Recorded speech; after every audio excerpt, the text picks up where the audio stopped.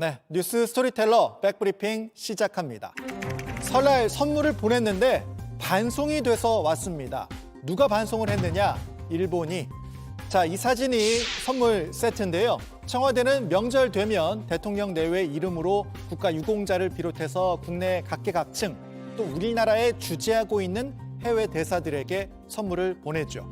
이번 설에는 광양 매실액, 김포 문배주, 문경 오미자청, 부여밤 이렇게 지역 특산물로 준비를 했습니다. 선물 구성에 문제가 없어 보이는데 일본 대사관이 이 선물을 받지 않은 이유 바로 이겁니다. 선물 상자. 바다에 있는 섬 위로 해가 떠오르는 모습. 이 섬이 바로 독도라는 거죠.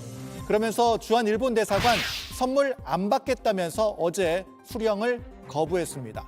독도가 역사적 사실에 비춰봐도 국제법상으로도 일본 고유의 영토로 도저히 받아들일 수 없다. 이런 항의와 함께 말이죠. 일본 외무상은 지난 17일 정기국회 외교연설 때 다케시마, 그러니까 독도는 일본 고유 영토라고 또 억지 주장을 반복했습니다.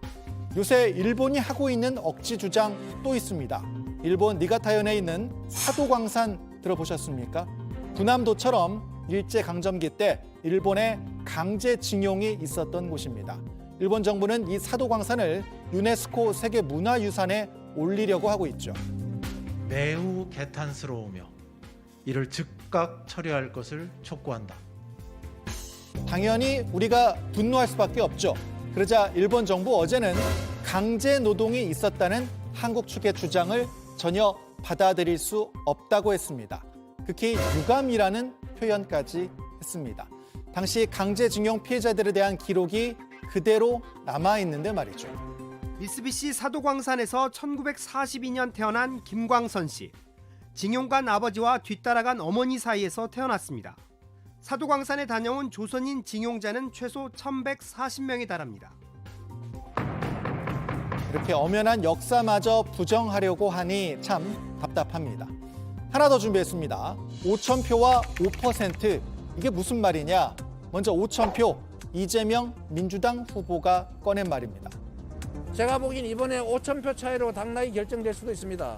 여러분 보시잖아요. 들쑥날쑥 정말 하루가 다르게 여론조사가 이게 교차가 됩니다. 어떻게 될지 몰라요. 정말 2표 차로 떨어질지도 모릅니다. 누군가가. 그리고 5%는 현재 민주연구원장을 맡고 있는 노웅래 민주당 의원의 말입니다.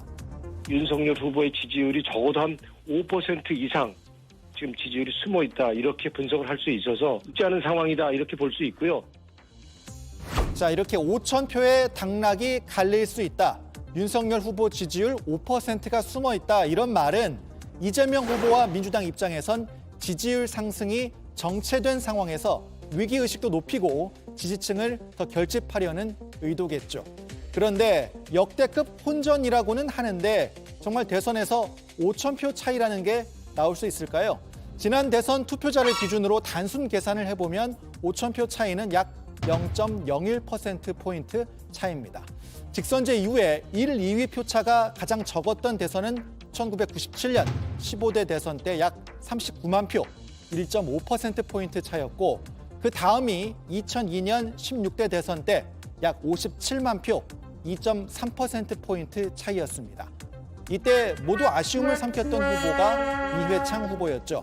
국민의힘에서 김종인 전 선대위원장이나 이준석 대표가 이회창 사례에서 교훈을 얻어야 한다고 했던 것도 이런 배경이 있는 거죠. 이번 대선에서 역대 최소 득표차 기록이 깨질지 이것도 관전 포인트네요. 오늘 백브리핑 여기까지입니다.